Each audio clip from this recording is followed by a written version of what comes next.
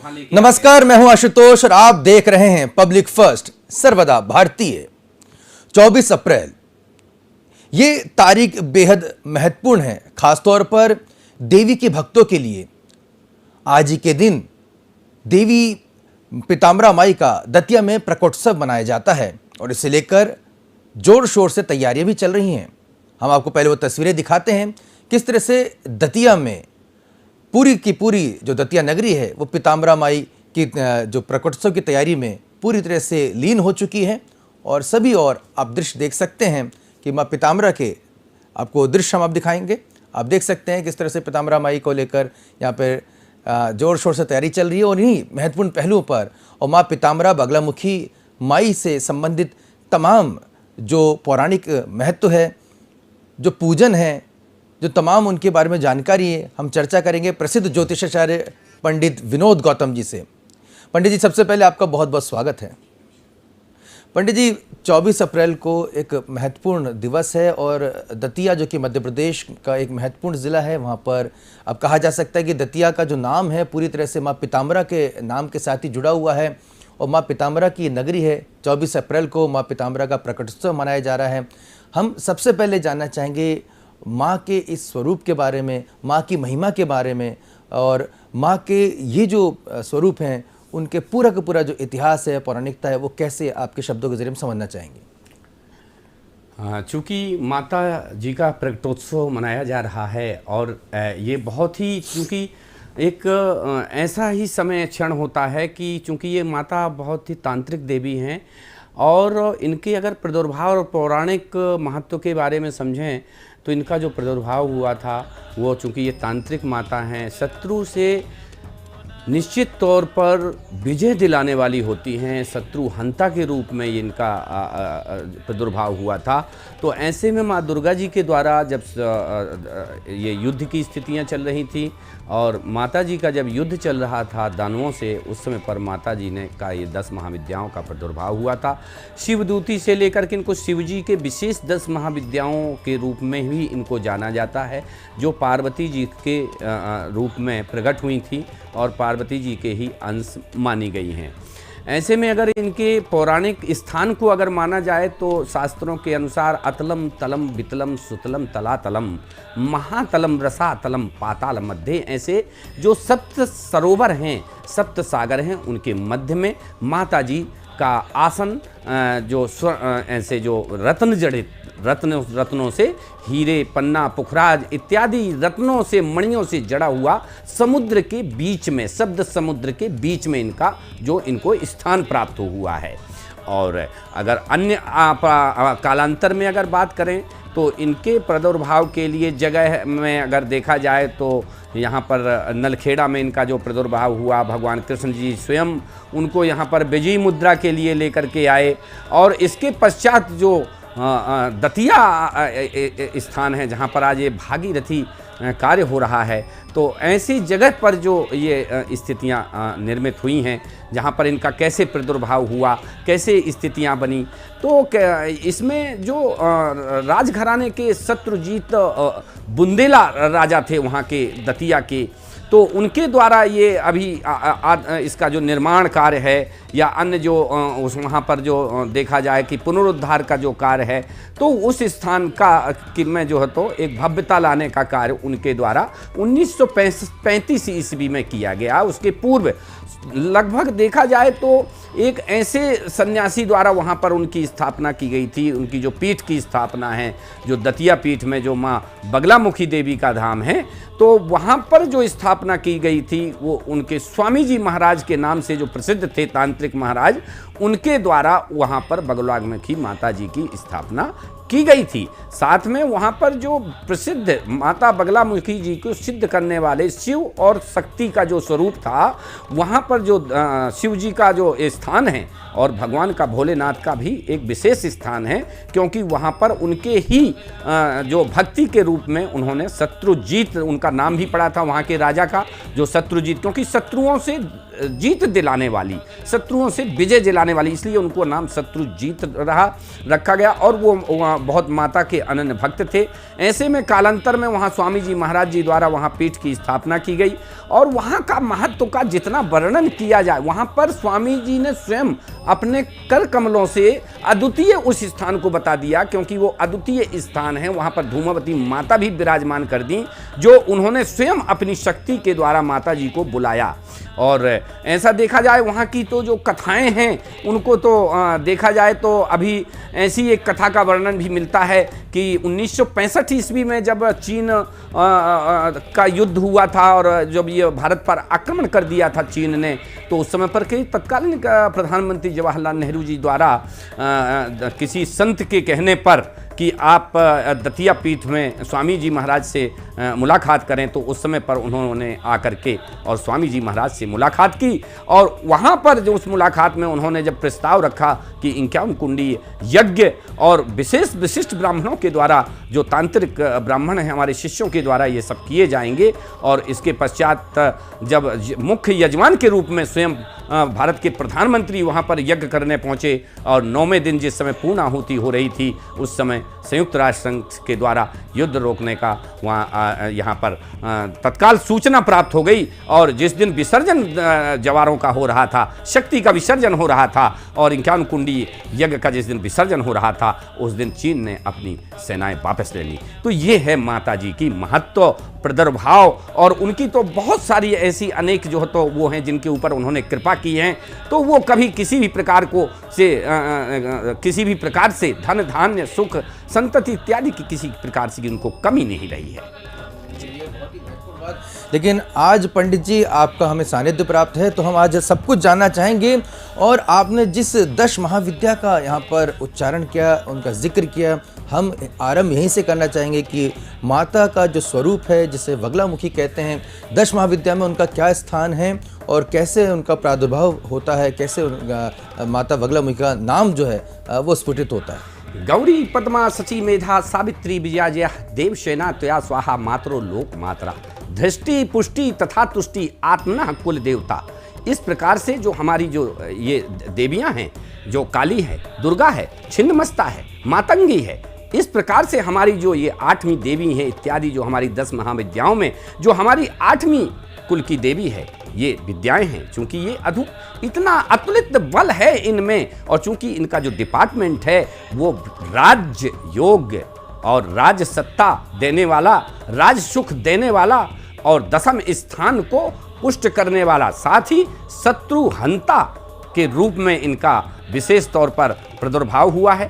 तो ऐसे में माता बगलामुखी जी का जो स्वरूप है, उसको अगर हम स्वरूप को देखें तो उनके पीताम्बरा और ऐसे स्वरूप को जो ममतामयी स्वरूप है, लेकिन एक हाथ में वो गदा लिए हुए हैं, साथ ही एक हाथ से वो दुश्मन की जिह्वा को पकड़े हुए हैं, खींच करके जिह्वा, कई जिह्वाओं को दुश्मन को पकड़े हुए हैं, एक हाथ में उनके मुगदर है। ऐसी माता देखा जाए तो उनके आसन के नीचे कई दुश्मनों को आसन बना करके बैठी हुई हैं। उनके हाथों में कई प्रकार से जो अस्त्र शस्त्र हैं वो क्षणिक नहीं हैं, वो सिर्फ आदेश की कामना करते हैं, और जैसे ही आदेश मिलता है तो ये माता चूंकि तांत्रिक देवी हैं, बगलान्मुखी, अकालान्मुखी, मोक्षान्मुखी, प्रेतान्मुखी, इन देवियों से भी विशिष्ट जो प्रादुर्भाव इनके हुआ है पीताम्बरा माता का, ये माता मुगदर लिए और दुश्मन की जिह्वा को खींचते हुए दिखाई देती हैं। ये तांत्रिक माता है।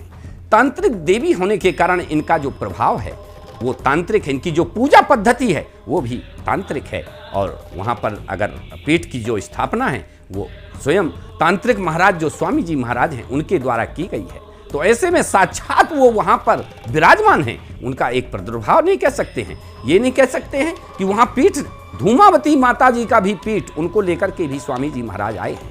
और आज इतना बड़ा प्रोग्राम देखा जाए तो जो ये भागीरथी प्रयास वहाँ के जो जनप्रतिनिधियों के द्वारा जो ये किया गया है, ये बहुत ही अपूर्णीय है। और देखा जाए आगे अगर इसकी स्थिति देखी जाए तो वहाँ पर तो एक वो ऐसी भूमि है जैसे एक टीला होता है और वो टीले में ही इतनी ज़्यादा ऊर्जा आ जाती है कि उस टीले पर कोई अगर बकरी चराने वाला कोई गडरिया बैठ जाए तो न्याय करने लगता है। ऐसी भूमि कहते हैं कि वो पहले जैसे महाकाल की शमशानी भूमि थी, वो भी महाशिवदूती की वहाँ की जो भूमि थी वो शमशानी थी। और इसके बाद पश्चात ही वहाँ पर जो पीठ की स्थापना हुई और शमशानी भूमि के चमत्कार देखते ही अनेक लोग देखते गए। कई जगह चमत्कार ही चमत्कार और कई लोगों को प्रसाद रूप में बहुत सभी प्रकार के राज सुख, सत्ता सुख, राजस्व और धर्म योग के सुख प्राप्त हुए।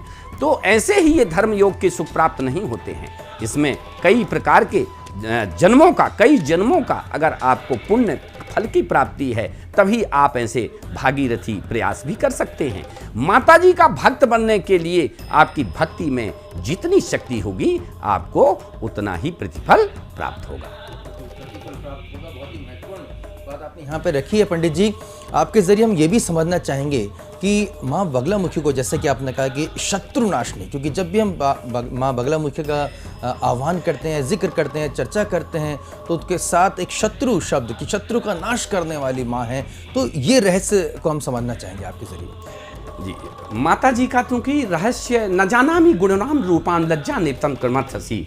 देखा जाए तो माता जी के गुण का जो रूप का इनका वर्णन नहीं कर सकते हैं। इनके रहस्य को कोई नहीं जान पाया है, इनकी अतुलित बल को कोई समझ नहीं पाया है, इनकी शक्ति को कोई जान नहीं पाया है।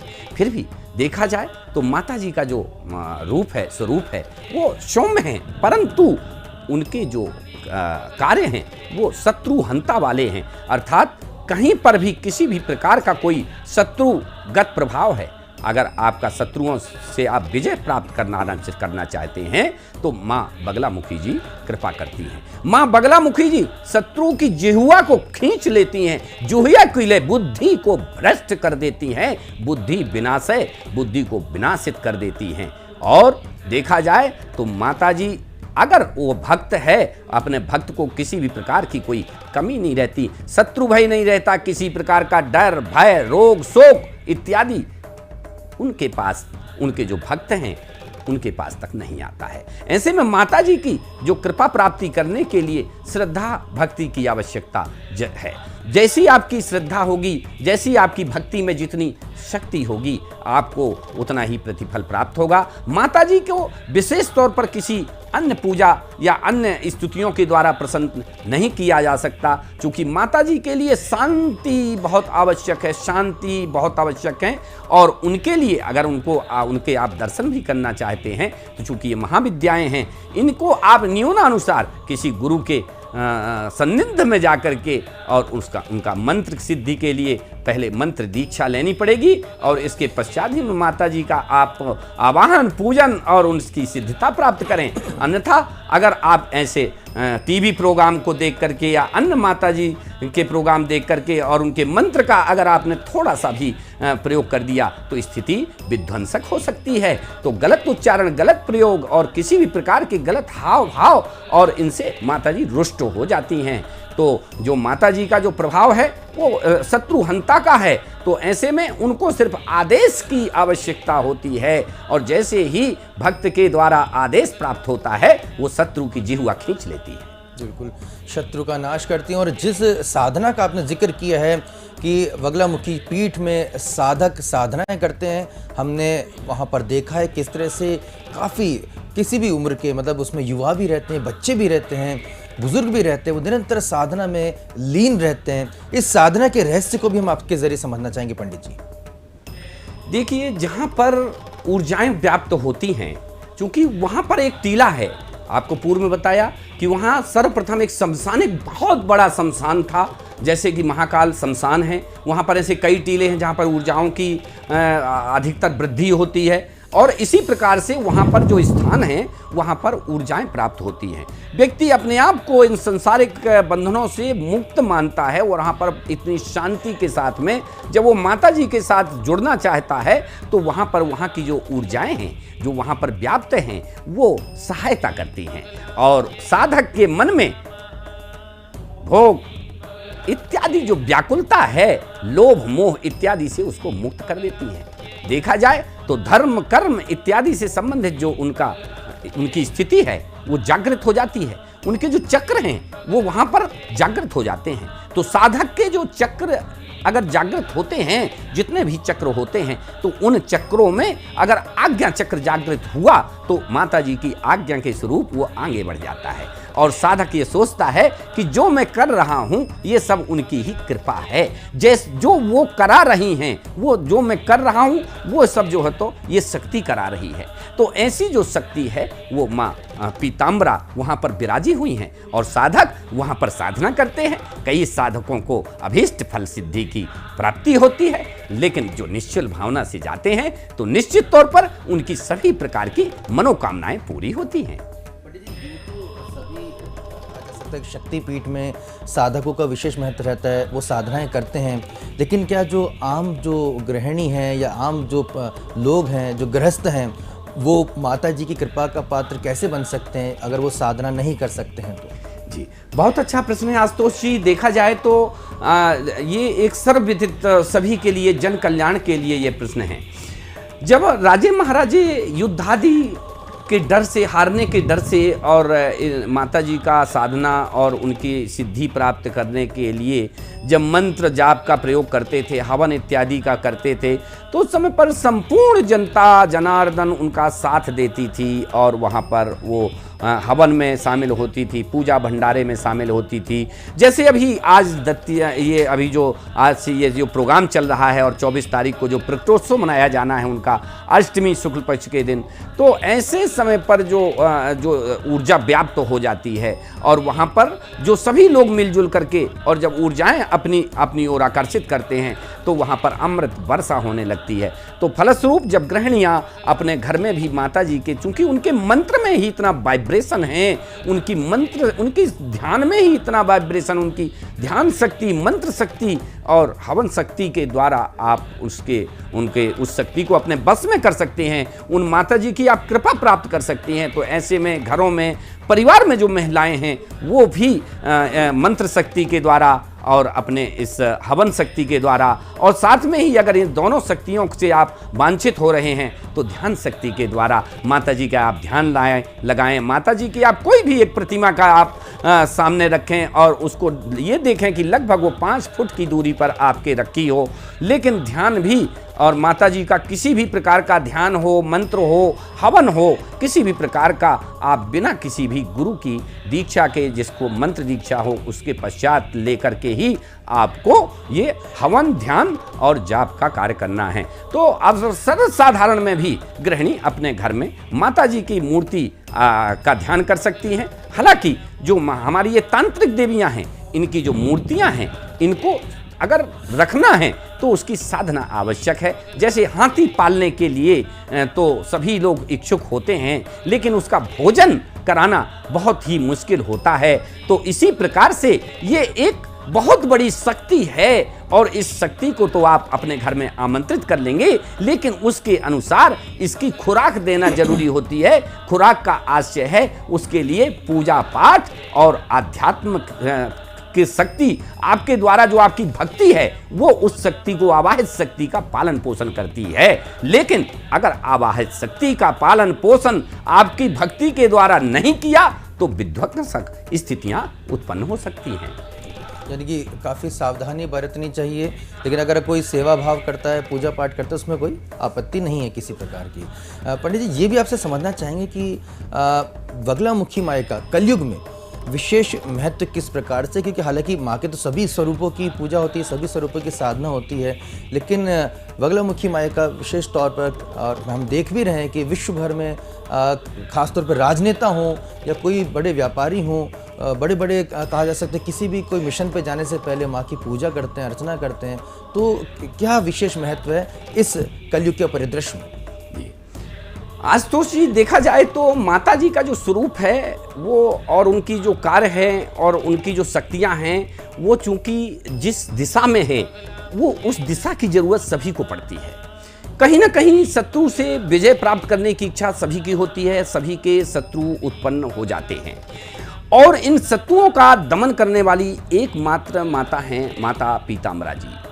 और उनके लिए अगर चूँकि इन माता की सभी को ज़रूरत पड़ती है, चाहे वो राजनेता हों, चाहे वो किसी भी प्रकार से चुनाव लड़ने वाले लोग हों या किसी भी प्रकार के कोई कंपटीशन वाले लोग हों या कहीं पर भी जो दो राजा आपस में युद्ध कर रहे हों, तो वहाँ पर जीतने वाली स्थिति हो, तो विजय दिलाने वाली, अर्थात कलयुग में विशेषतः कलयुगे लघु पायोस्ति भूतले, अर्थात माता जी इस भू संसार में विशेषतः कलयुग में विशेष फल देने वाली होती है। अर्थात थोड़े से ही तांत्रिक प्रयोगों में, थोड़े से ही तांत्रिक मंत्रों के उच्चारण में, क्योंकि ये तांत्रिक देवियां हैं, इसके मंत्र के उच्चारण से वाइब्रेशन होता है और वो वाइब्रेशन ही कार्य करता है। जैसे बीन का एक वाइब्रेशन होता है, बीन तो सब कोई बजाएगा, बीन पी पी पी पी पी पी पी पी हम भी बजा लेंगे, लेकिन जब एक सपेरा बजाएगा बीन तो उससे एक अलग कंपन और स्वर उत्पन्न होंगे। इसी प्रकार मंत्र भी होते हैं, मंत्र भी जब लय और ताल से बोले जाते हैं तो उसमें कंपन और ऊर्जा शक्ति का प्रादुर्भाव होता है।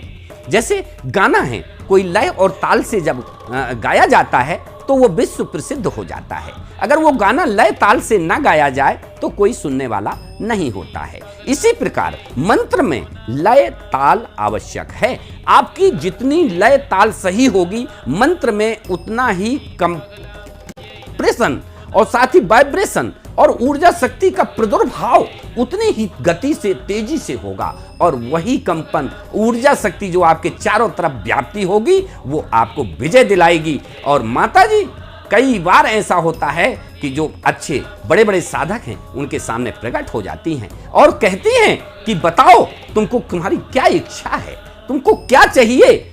ऐसे में जब भक्त कहता है कि माँ मैं तो तुम्हारा बालक हूं और इस बालक को फलानी बुद्धि भ्रष्ट कर रही है, परेशान कर रही है, और माता उस पर चढ़ बैठती हैं, तत्काल उसकी जिह्वा को खींच करके और अपने आसन के नीचे रख लेती हैं। ऐसी ऐसी सिद्धियां माता जी के पास हैं। तो जो साधक हैं, जिन माता जी की सिद्धि प्राप्त कर ली है, वो अनेक प्रकार से इन सिद्धियों के बल पर, इन चमत्कारों के बल पर और राज करते हैं, क्योंकि ये राज सुख, सत्ता सुख, धर्मस्य सुख, धर्म सुख, सभी प्रकार के दशम स्थान के सुख प्रदान करने वाली 8वीं माता है।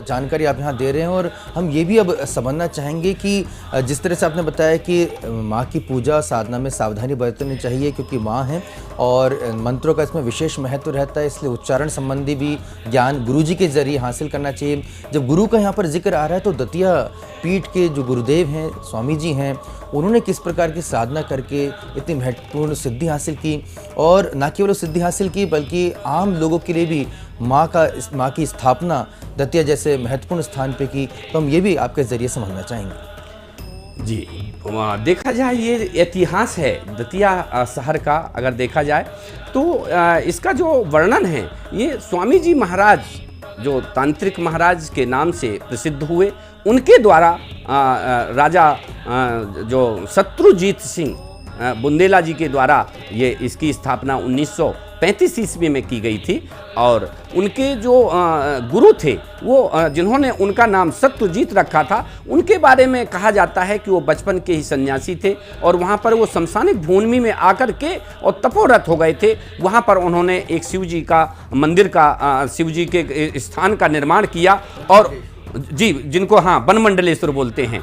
तो उन शिव जी की जो प्रसिद्धि है, बनमंडलेश्वर जी को उनको प्रसन्न करने के पश्चात, और वहाँ पर जो एक शक्ति का, जो ऊर्जा शक्ति का प्रादुर्भाव हुआ, वो अपने आप में अलौकिक था, और एक ऐसा अलौकिक था कि चारों तरफ देखा जाए तो पूरे दतिया के चारों तरफ पीताम्बरा मतलब पीलापन छा गया। इतनी ऊर्जा प्राप्त हो गई चारों तरफ कि चारों तरफ का जो भूमंडल है, वो ऐसे भूमंडल में चारों तरफ उसकी ऊर्जाएं व्याप्त हो गई माता जी की।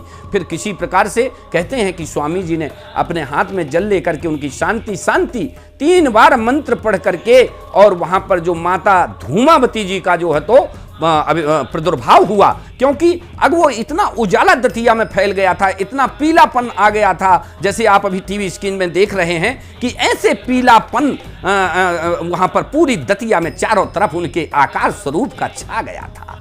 लेकिन जब इस चकाचौंध से लोग परेशान होने लगे तो स्वामी जी महाराज ने कमंडल से जल लेकर के और वहां पर माता धूमावती जी का प्रादुर्भाव कर दिया। तो उनकी धुंध के कारण और थोड़ा सा वातावरण सामान्य हुआ, ऐसे में धूमावती जी भी वहां पर जो पीठ है वो माँ स्वामी जी का ही प्रादुर्भाव के द्वारा वहां पर बगला मुखी की एक स्वरूप प्रादुर्भाव हुआ। तो ऐसे में जो पीताम्बरा पीठ के साथ में जो बगलामुखी पीठ की स्थापना हुई वो अद्वितीय है, मतलब अद्वितीय अर्थात वहां पर दो पीठों की शक्ति है। और ये शक्ति इस कारण से क्योंकि दोनों एक दूसरे की पूरक हैं। एक शत्रु की जिह्वा खींच के ले आती है और दूसरी शक्ति उस बुद्धि को नष्ट कर देती है और उसको भ्रमित कर देती है। और देखा जाए तो जो चारों तरफ अंधकार की स्थितियां निर्मित हो जाती हैं, जो शत्रु है उसके सामने कोई रास्ता निर्मित नहीं होता है और किसी प्रकार का रास्ता नहीं बचता है,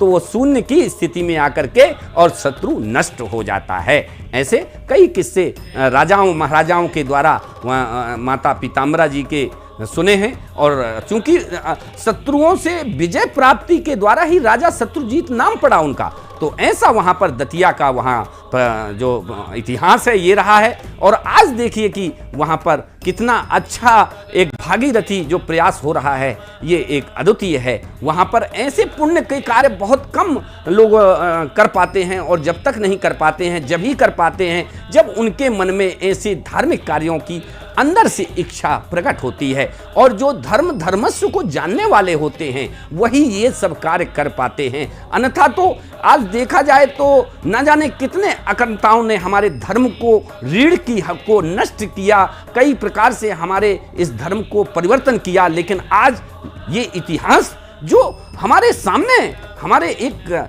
सत्य के रूप में प्रकट हो रहा है, और जो ये ऊर्जा शक्तियां जो दबी हुई थीं ये आज उजागर हो रही हैं। और जब ये उजागर होंगी ऐसे भागीरथी प्रयासों के द्वारा, तो वहां पर सूर्य चंद्र नवग्रह मंडल अपने आप पृथ्वी पर उतर आएगा। और आप देखिए कि अगले 2-4 सालों में ही वहां पर सूर्य चंद्र मंगल बुध शनि शुक्र राहु केतु इत्यादि जो नवग्रह की शक्तियां हैं वो माता जी के पास विराजमान हो जाएंगी। तो जब किसी दबी हुई शक्ति का, जैसे आज ये दबी हुई शक्तियां ही हैं, आज ये प्रयास ही हैं कि आज लोगों तक जन जन तक वहां की कीर्ति पहुंचाने का जो भागीरथी प्रयास चल रहा है। नहीं तो आज ये चूंकि बैसाख हर वर्ष बैसाख शुक्ल पक्ष की अष्टमी तिथि को माता बगलामुखी जी का जो प्रादुर्भाव हुआ था, और ज्येष्ठ शुक्ल अष्टमी तिथि को माँ धूमावती जी का प्रादुर्भाव हुआ था। तो जो आज ये उनका जो ये प्रादुर्भाव का जो ये खुशियाँ मनाई जा रही हैं, उनका ये जो जन्मोत्सव मनाया जा रहा है,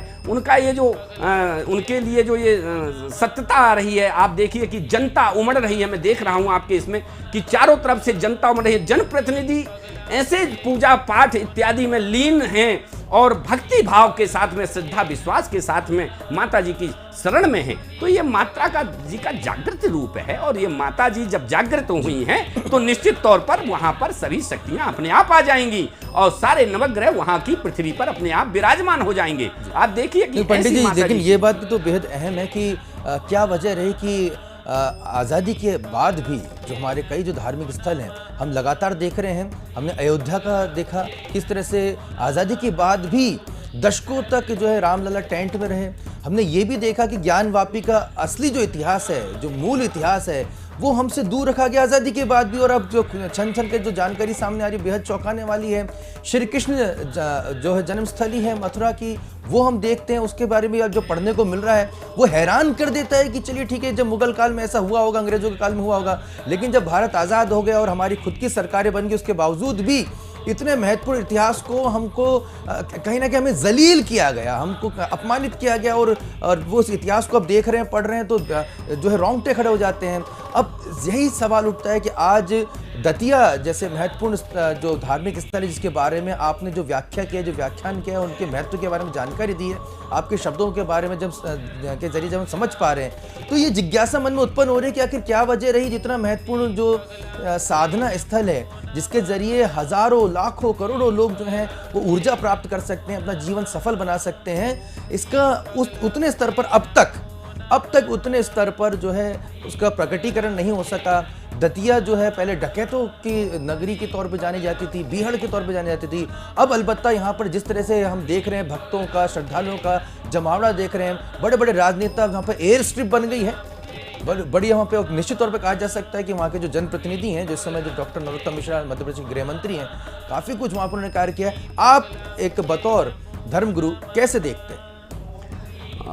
बहुत अच्छा प्रश्न है, लेकिन चूंकि ये थोड़ा सा राजनीतिक माहौल का प्रश्न है, लेकिन मैं आपको बता दूं कि सोच और संकल्प ये सबसे महत्वपूर्ण स्थान रखती है किसी भी राजनेता के लिए, वहाँ के जनप्रतिनिधि के लिए। तो आज तक की जो स्थितियां थीं, अभी तक के जो सरकारी प्रयास थे, वो पता नहीं क्यों विफल हुए। लेकिन मैं मानता हूं कि यहाँ पर चूंकि जो पुरानी प्रॉपर्टी थी और जो आक्रमण ने हमारे जो शास्त्रों को दबा करके रखा, उनके ऐतिहासिक स्थानों को दबा के रखा, उनके ऐतिहासिक स्थानों में परिवर्तन कर दिया और उनके ऐतिहासिक स्थानों को अनेक प्रकार से भ्रमित करने वाले जो है तो कई प्रकार के प्रयास किए गए। ये लगातार प्रयास चलते रहे। लेकिन जब किसी भी चीज़ को, कई बार क्या होता है, कहते हैं ना कि घूरे के भी दिन बदलते हैं।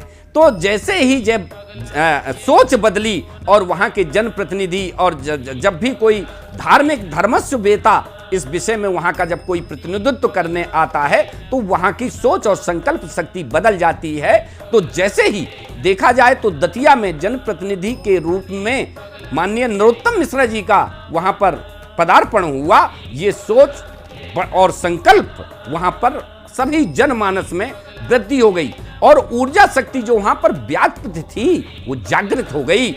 और यही कारण है कि आज देखें कि वहाँ पर हजारों संख्याओं में भक्तगण वहाँ पर आज माता जी की जय जयकार कर रहे हैं।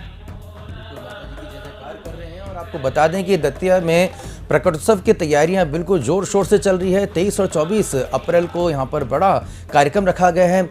देश विदेश से श्रद्धालु वहां पहुंच रहे हैं। हमने खुद ने देखा कि लगातार वहां के जनप्रतिनिधि जो कि मौजूदा विधायक डॉक्टर नरोत्तम मिश्रा सभी श्रद्धालुओं को, और ये राजनीति से ऊपर उठकर यहाँ पर तमाम दलगत भावना से ऊपर उठकर तमाम श्रद्धालुओं को, भक्तों को आमंत्रित कर रहे हैं। और ये बहुत ही कहा जा सकता है कि बहुत ही आत्मीय है, देखने में बहुत ही गर्व भी महसूस होता है कि भारतीय सनातन संस्कृति को एक बार फिर पुनरुद्धार करने का जो बीड़ा जिस तरह से हमारे जनप्रतिनिधि उठा रहे हैं, निश्चित तौर पर कहा जा सकता है उससे आम भारतीय जुड़ता है। अपनी संस्कारों से, अपने परंपराओं से, अपनी विरासत को जानने का उसे अवसर मिलता है, अपनी शक्ति केंद्रों के बारे में जानने का अवसर मिलता है कि किस तरह से हमारे उन जिन बाबाओं को आप चमत्कारी कहते थे कि सब जादूगर जैसा उनको वर्णित कर दिया था, जादूगर नहीं है वो अपनी साधना, अपने अनुशासन, अपने ब्रह्मचर्य, अपनी सिद्धि और कहा जा सकता है कि अपने लोक कल्याण की भावनाओं के जरिए उन्होंने अपने न केवल अपना जीवन को सफल बनाया बल्कि आम लोगों के जीवन में भी ऊर्जा लाने का प्रयास किया। और यही वजह है कि दतिया का जो शक्तिपीठ का जिस स्वरूप को हम इस समय देख पा रहे हैं, अलौकिक यहाँ पर कीर्ति विद्यमान हो चुकी है। और यहाँ पर जिस तरह से आम श्रद्धालुओं के अंदर माँ पीताम्बरा को लेकर जय माई की का घोष लगातार उठता रहता है, उसे निश्चित तौर पर कहा जा सकता है कि सनातन संस्कृति जो है वो पूरी तरह से अब सूर्य के समान पूरे विश्व में एक बार फिर प्रज्वलित हो चुकी है, बिल्कुल विद्यमान हो चुकी है। हम अपने दर्शकों को बता दें कि जो भी दर्शक इस कार्यक्रम को देख रहे हैं, अगर वो दतिया पीताम्बरा पीठ में दर्शन करने जाना चाहते हैं तो जो नज़दीकी स्टेशन है वो झांसी का भी स्टेशन है। और हालांकि दतिया में भी अब तमाम जो महत्वपूर्ण जो रेल हैं, ट्रेन हैं, वो उनका स्टॉपेज है। इसके अलावा बस के माध्यम से भी, आप सड़क के माध्यम से भी ग्वालियर, झांसी से जुड़ सकते हैं, खजुराहो से भी आप जा सकते हैं, काफ़ी जो है नज़दीकी है। इसके अलावा यहाँ पर तमाम होटल्स और धर्मशाला भी यहाँ पे हैं। और अब एक नई पहल जो हम देखने को मिल रही है वहाँ पर दतिया में कि होम स्टे, यानी कि आम लोग भी वहाँ पर आम श्रद्धालुओं के स्वागत के लिए वहाँ पर खड़े रहते हैं, उन्हें होम स्टे दे रहे हैं। तो कहा जा सकता है कि धार्मिक पर्यटन एक जो शब्द है, हालांकि मैं तो ये कहूँगा कि धर्म का ही कार्य है, लेकिन धार्मिक नगरी में जो लोग रहते हैं वो निश्चित तौर पर अपना कर्तव्य निभाते हैं। लेकिन इसको अगर देखा जाए वृहद स्तर पर तो धार्मिक पर्यटन का नाम दिया जाता है। तो धार्मिक पर्यटन भी यहाँ पर अब काफ़ी बढ़ रहा है, जिससे कहा जा सकता है कि दतिया और आसपास के क्षेत्र में ज़बरदस्त तरीके से रोजगार भी बढ़ रहा है। तो ये धर्म से कहीं ना कहीं जुड़ाव है। और जो लोग कहते हैं कि साहब ये सांप्रदायिक जो है प्रसारण करते हैं। आप गौर करें कि हम अजमेर के बारे में बताते रहे हैं हमारे टीवी चैनल्स में कि देखिए किस तरह से वहाँ पर ज़ायरीन आते हैं, तो वहाँ पर भी काफ़ी संख्या में श्रद्धालु आते हैं। हम गोवा का भी उदाहरण देते हैं कि अगर चर्च को देखने वहाँ पे लोग पर्यटन क्या उसमें आते हैं तो वहाँ पर भी काफ़ी लोगों को रोज़गार मिलता है। तो इसे धार्मिक, इसे सांप्रदायिक चश्मे से ना देखते हुए इसको वृहद स्तर पर देखें तो दतिया का हर एक नागरिक, चाहे वो हिंदू हो, चाहे वो मुस्लिम हो, चाहे किसी भी धर्मावलंबी हो, अगर किसी क्षेत्र का विकास होता है धर्म की वजह से होता है तो निश्चित तौर पे उसे भी उसका उतना ही लाभ मिलता है जैसे आम श्रद्धालुओं को, आम लोगों को मिलता है। और जैसे हम देख भी पा रहे हैं तो निश्चित तौर पर मैं चाहूँगा कि कार्यक्रम के अंत में पंडित जी आपके ज़रिए हम ये समझेंगे कि अगर फिर भी अगर कोई साधना माई के, क्योंकि इस प्रोग्राम के जरिए सभी इस समय लालायित हो रहे होंगे कि माँ की अगर साधना करनी चाहिए, अगर गुरु का सानिध्य नहीं मिल रहा है, ऐसे कोशिश करनी की जानी चाहिए कि योग गुरु मिले, लेकिन अगर कोई सामान्य मंत्र या सामान्य कोई विधि या सामान्य कोई पूजन आप बताना चाहिए जिससे माँ पीताम्बरा की कृपा उन्हें हासिल हो सके, प्राप्त हो सके, तो आप क्या उन्हें जो है मार्गदर्शन देना चाहेंगे? गूढ़ रहस्यात्मक प्रश्न है आशुतोष जी, लेकिन मैं आपको बता दूं कि जो आप एक किस्सा माने हमारी या किसी किंवदंती के रूप में माने, तो जो गुरु द्रोणाचार्य जिंदा होकर के एकलव्य को नहीं दे पाए वो मूर्ति ने प्रदान कर दिया। एकलव्य को कहते हैं कि मूर्ति ने प्रदान कर दिया, और जो जिंदा गुरु द्रोणाचार्य नहीं दे पाए। तो ऐसे में अगर आपके मन में वास्तविक भक्ति है और श्रद्धा के बल पर माता जी को आप प्रसन्न करना चाहते हैं, भले आपके पास गुरु ज्ञान ना हो, किसी भी प्रकार का कोई मंत्र शक्ति या ऐसे विधान की जानकारी आपको ना भी हो, तो भी आप माता जी का आप पूजन भक्ति भाव के साथ कर सकते हैं। इसमें श्रद्धा और विश्वास बहुत बड़ी आपकी शक्ति है। जब माता जी का आप आवाहन, पूजन इत्यादि करें तो आपके मन में सबसे पहले श्रद्धा और भक्ति के साथ में विश्वास अवश्य होना चाहिए। उन माता जी के प्रति विश्वास होना चाहिए जैसे हम एक कोई इष्ट देवता, कुल देवता और साधना वाले किसी विशिष्ट देवता का आप विशेष प्रकार से विश्वास करते हैं। इसी प्रकार से जब भी बदलामुखी माता जी का आप आवाहन पूजन करने के लिए बैठें, विराजें, तो सबसे पहले विश्वास जागृत कर लें। फिर उनके प्रति हृदय में श्रद्धा जागृत होनी चाहिए। हृदय से उसको अपने आप हृदय साथ कर लें माता जी को। इसके बाद आपके हृदय से निकली हुई वो मूर्ति जो सामने आपके 5 फीट की दूरी पर रखी हुई है, उनको आप पीले कपड़े पर बिछा करके और माता जी को आप एक मूर्ति रूप में स्थापित कर लें और ध्यान करें। ध्यान के बाद आपके मन में स्वयं उन मंत्रों का उच्चारण लय ताल के साथ होना शुरू हो जाएगा।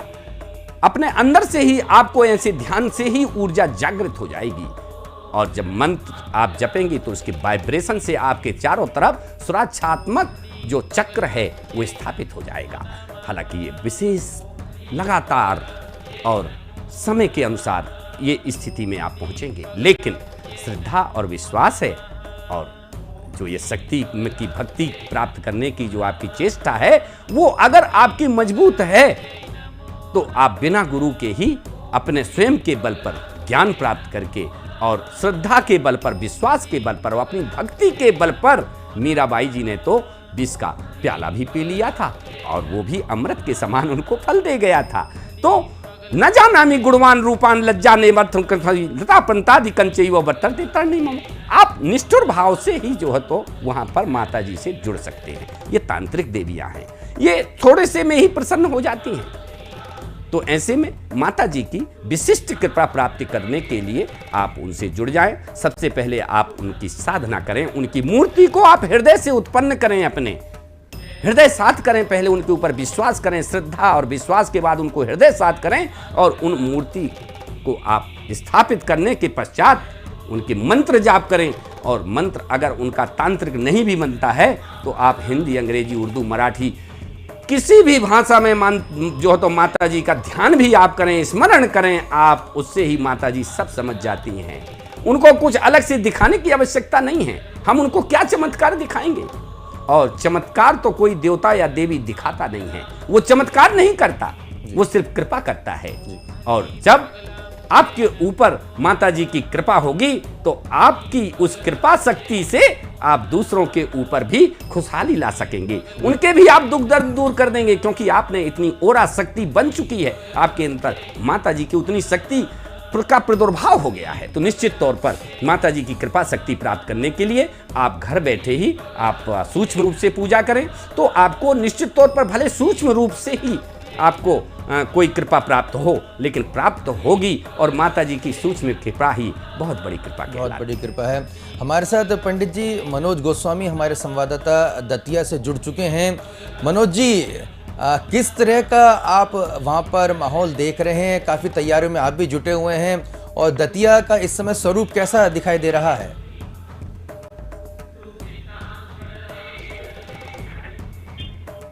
लगातार माँ पीताम्बरा देवी की प्राकट उत्सव को लेकर तैयारियां चल रही है। 23 और 24 तारीख को माँ पीताम्बरा देवी का प्राकट उत्सव है। पहले तो पूरे शहर को सजाया गया है, लाइटिंग की गई है, साफ सफाई की गई है, सड़कों को चौड़ा किया गया है।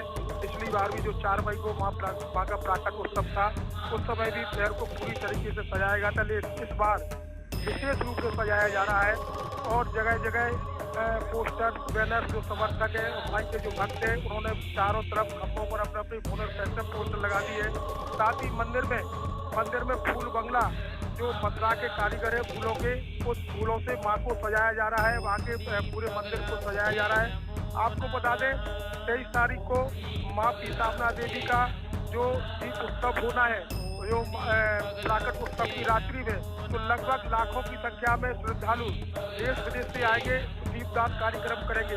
उसके साथ ही स्टेडियम ग्राउंड में उस्मान मीर जो प्रसिद्ध भजन गायक है, उनकी भजन संध्या होगी। ये एक दिन पहले का कार्यक्रम है।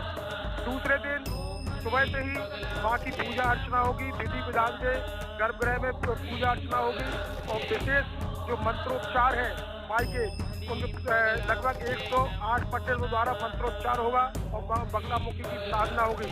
पूरे दिन यह कार्यक्रम चलेगा।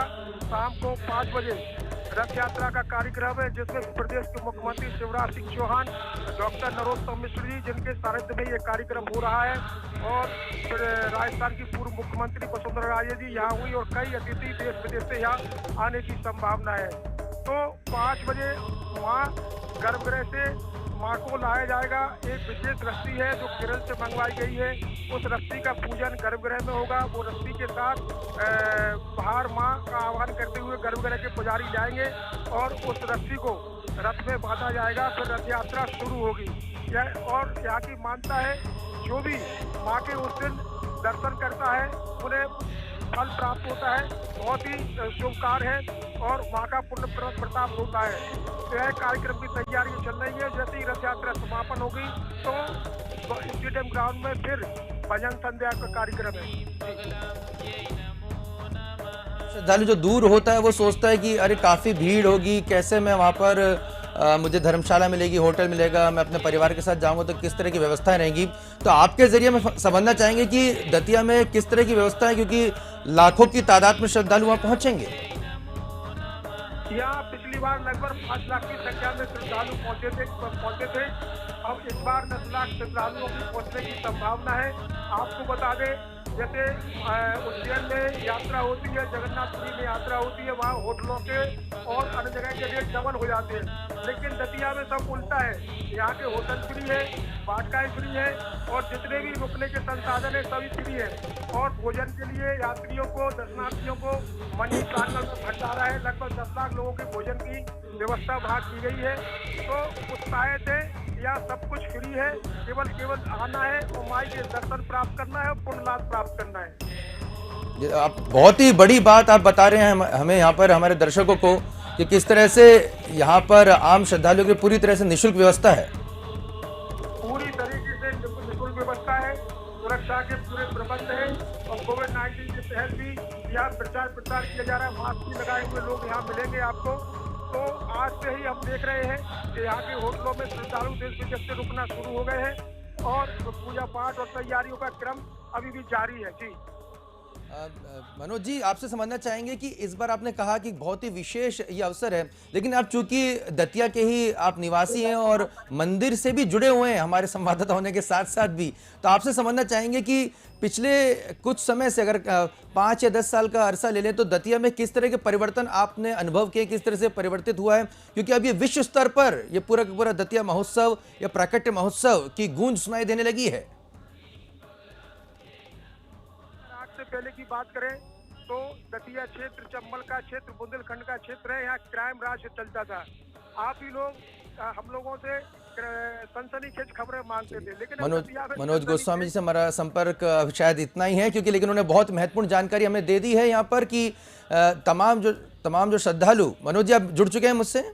जी आवाज आ रही है आपकी? जी आप बहुत महत्वपूर्ण जानकारी दे रहे थे। हम आपसे समझना चाहते हैं कि आप दतिया के ही रहवासी रहे हैं, पिछले अगर कुछ समय को हम आंकलन करना चाहें, तुलना करना चाहें कि किस तरह से परिवर्तन हुआ है, क्योंकि बिल्कुल कहा जा सकता है कि दतिया से जिस तरह की तस्वीरें आती हैं आए दिन कि कभी कोई बड़ा राजनेता वहां पहुंचते और कोई एक विशेष पार्टी का नहीं है कि हम ये कहते हैं कि सब भारतीय जनता पार्टी की आ रहे हैं, तमाम जो भी दल से ऊपर उठकर तमाम अलग अलग क्षेत्र से बड़े बड़े व्यापारी या आम लोग भी हम देखते हैं कि बड़ी बड़ी तादाद में दतिया में पहुंच रहे हैं। तस्वीर आपके जरिए हम लगातार पब्लिक फर्स्ट पे दिखाते भी रहे हैं, तो कितना अगर एक अरसे को हम अगर तुलना किया जाए तो कैसे परिवर्तित होता हुआ देखा आपने दतिया को? ये अगर यदि हम आप अब यहाँ के जनता के भाव की बात बताएं तो माई के बिना पत्ता नहीं हिलता है, माई की नगरी है। आपको बता दें 2008 में माई ने गृह मंत्री डॉक्टर नरोत्तम मिश्रा को प्रेरणा दी थी, उनकी विधानसभा डबरा थी, उसके बाद वो दतिया लड़े, तो ये सत्ता की देवी है। उसके बाद से अमूलचूल परिवर्तन हुआ 2008 के बाद, और यहाँ सड़कें भी डाली गई, यहाँ संसाधन भी जुटाए गए, मेडिकल कॉलेज भी बनाए गए, तो ये सब माई की इच्छा है, माई ने उनको बुलाया है। और आपको बता दें कि माई सिंहासन की देवी है, सत्ता की देवी है, सिंहासन पर बैठती है। तो यहाँ के लोगों को दर्शन भी दिए थे इस तरीके से और आभास भी दिलाया था। तो उसके बाद यहाँ रथ मंगवाया गया, रथ पर उस दिन माई को विराजमान करते हैं, क्योंकि सत्ता की देवी है, बिना रथ के बाहर नहीं निकलती है।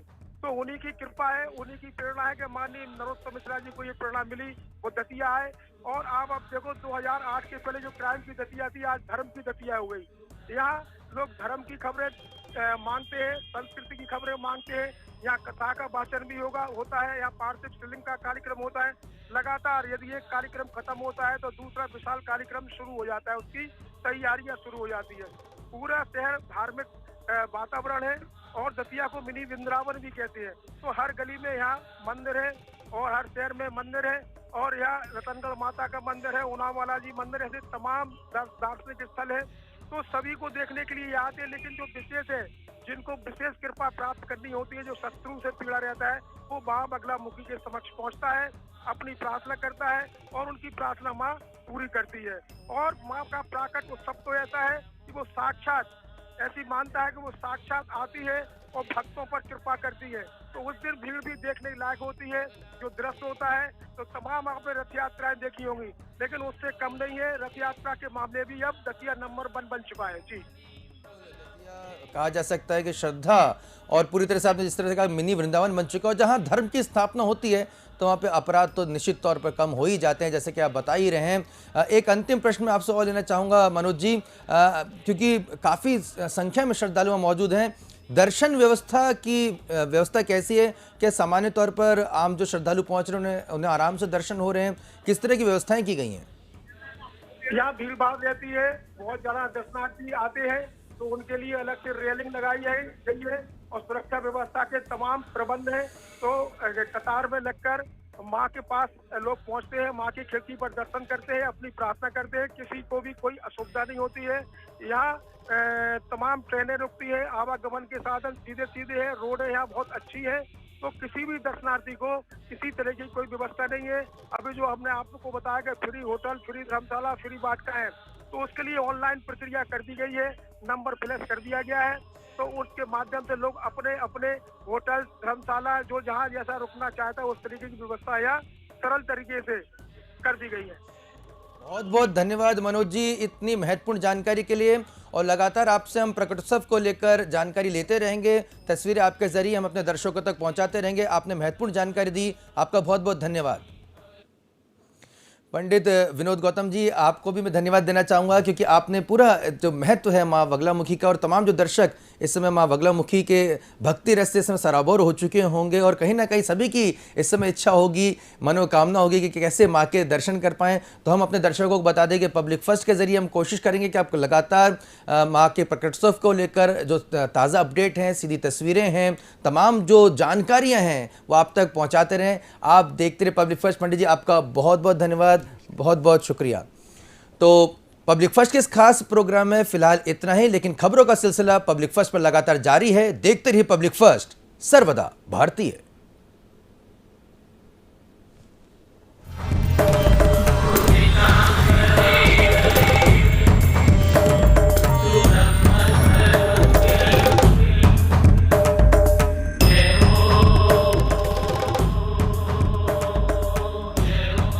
इंडिया फर्स्ट कम्युनिकेशन, और आप देख रहे हैं पब्लिक फर्स्ट।